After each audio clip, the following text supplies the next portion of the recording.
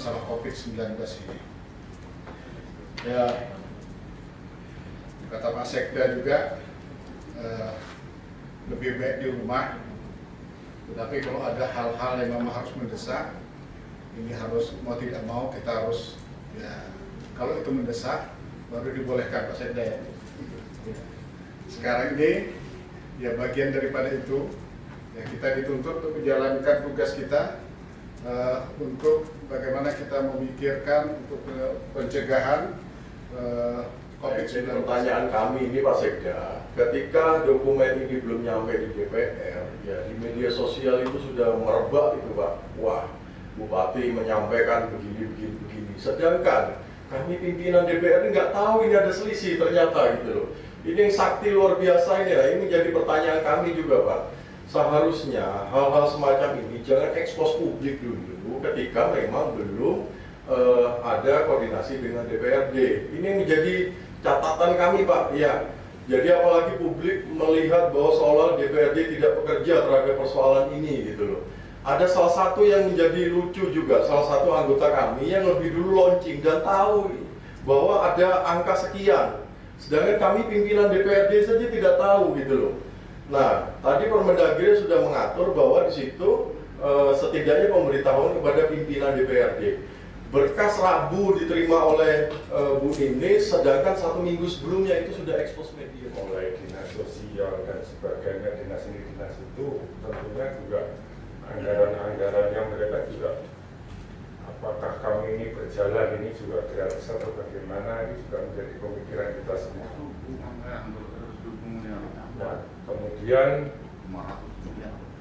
tentang isolasi, ini yang disampaikan kayak Pak Sekda tadi, ini juga menjadi pemikiran kita bersama ketika kita ini hanya membatasi orang, sementara kita mempunyai solusi ya repot juga Pak. Dan juga Pak Dimarin tadi apresiasi kepada pemerintah khususnya gugus tugas dan tim medis yang sudah berjuang luar biasa dalam rangka menjaga Kutai Kartanegara dari wabah ini, dan alhamdulillah hasilnya sudah dipaparkan tadi, untuk membanggakan dan untuk kita bisa optimis. Mudah-mudahan memasuki Ramadan yang tinggal 2 hari lagi kita bisa tenang. Dengan metode pemaparan tadi yang begitu gamblang bahwa biaya yang cukup besar, kemudian ternyata hanya kekurangan APD atau masker yang dibutuhkan dalam pengoperasian, terutama dalam kasus COVID ini, akhirnya menyeruak. Ini menjadi negatif juga buat kita tentunya. Dengan biaya yang begitu besar, masa kita tidak bisa menganggarkan APD yang dibutuhkan rumah sakit?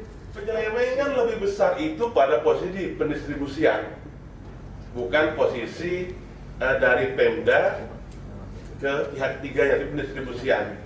Saya ingin di sini keterlibatan setiap daerah itu harus ada ketersamaan Pak. Jangan posisi Tenggarong sekarang dibagi, Tenggarong seberang kapan Pak? Kota Bangun kapan?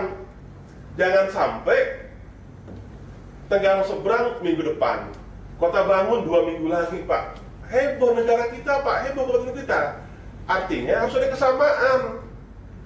Kalau mau minggu depan, baru minggu depan Pak. Kutai Kartanegara bukan hanya Tenggarong Pak. Kami menemukan dan mendengar banyak keluhan dan laporan dari masyarakat. Ini yang real. Saya baru tadi pagi jam 5 subuh baru kunjung ke Kutai Kartanegara ke kantor karena kita ada pertemuan hari ini, sekaligus melaporkan apa yang dirasakan, yang dihadapi oleh masyarakat kita, warga kita yang ada di Kecamatan Tabang. Kota Bangun menyambut Kenohan Umis dan Kenohan. Saya keliling karena 1 minggu benar saya di Hulu. Setelah saya selesai karantina mandiri, sangat miris saya melihat, karena bukan hanya pedagang sayur dan kantin yang menderita saat ini. Petani-petani Pak yang punya kebun sayur tidak bisa jadi uang, dan sayurnya sudah layu di kebun, tidak bisa mereka menyeberang ke seberang sungai karena mereka dilarang keluar rumah. Dibilang masyarakat di sana sangat polos, tahu keluar rumah sudah menyebarkan virus COVID-19. Padahal mereka ya masih terlihat sehat. Betul, kita mengikuti aturan larangan oleh pemerintah, tidak boleh banyak. Kegiatan tidak disertakan sendiri, tapi melibatkan dewan, bahkan dapil-dapil kita pun dilibatkan. Maaf, dapilnya orang Samarinda, bukan dapil Kokar. Hari ini kita baru mau bergerak. Dan Bapak, teman-teman ini juga sudah berbuat Pak dengan uang pribadi sebelum kita rapat hari ini.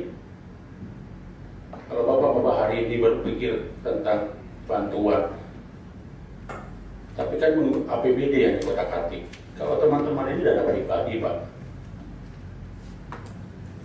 sudah sebulan yang lalu teman-teman berbagi. Nah, akhirnya kenapa daerah kita ini berbuat masing-masing? Karena kehadiran pemerintah dianggap tidak ada.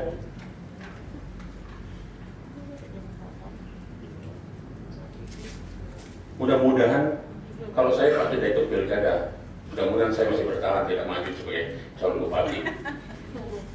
Jadi saya tidak banyak kepentingan apa-apa. Kalau terpaksa Pak saya maju juga.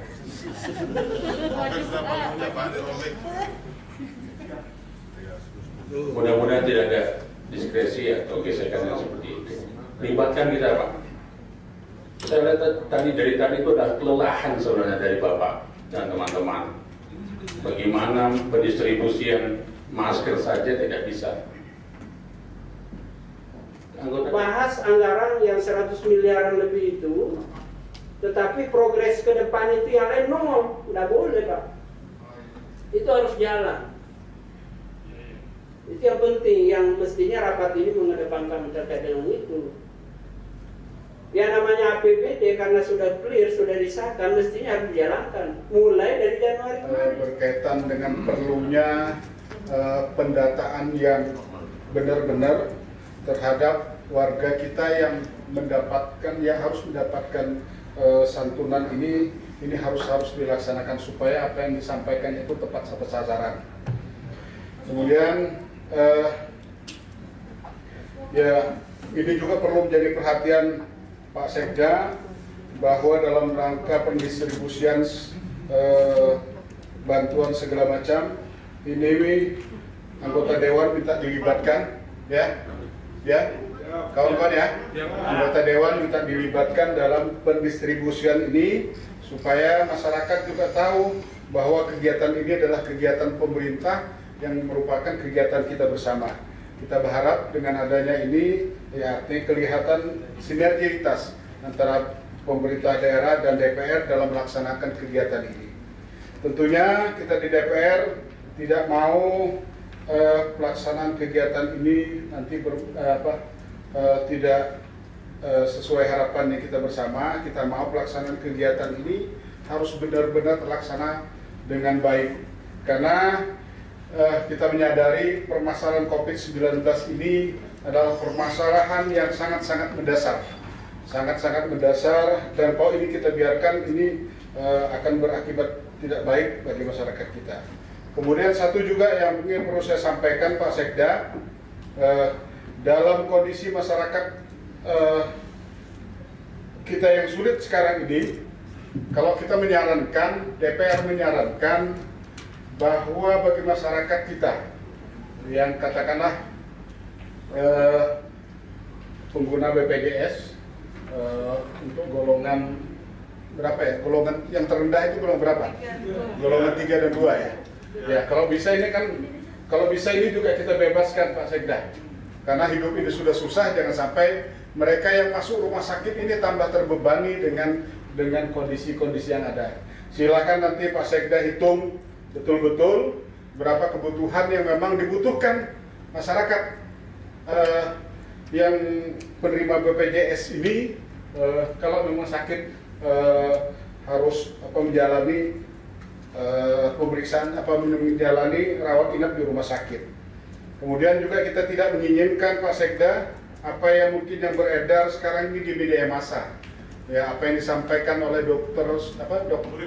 Surip bahwa saudara-saudara kita, petugas-petugas kesehatan kita yang menjadi ujung tombak dalam penanggulangan COVID-19 ini tidak dilengkapi dengan APD yang selayaknya. Ini sangat-sangat memprihatinkan dan cukup mencoreng kita semua terhadap ini. Jadi ini mungkin beberapa hal yang mungkin dapat kami sampaikan pada kesempatan ini. Semoga ini menjadi perhatian kita bersama. Pak Sekda, apa yang disampaikan oleh kawan-kawan tadi, coba kita bangun harmonisasi yang baik antara pemerintah dan DPR dalam rangka menangani COVID-19 ini. Kita lepaskan permasalahan-permasalahan yang lain, kita urusi rakyat kita ini sebenar-benarnya. Insya Allah kita akan mengawal pelaksanaan pengaman COVID-19 ini dengan sebaik-baiknya, dengan tidak memikirkan yang lain. Insya Allah Allah Subhanahu Wa Taala akan mencatat apa yang kita lakukan ini menjadi kebaikan kita bersama.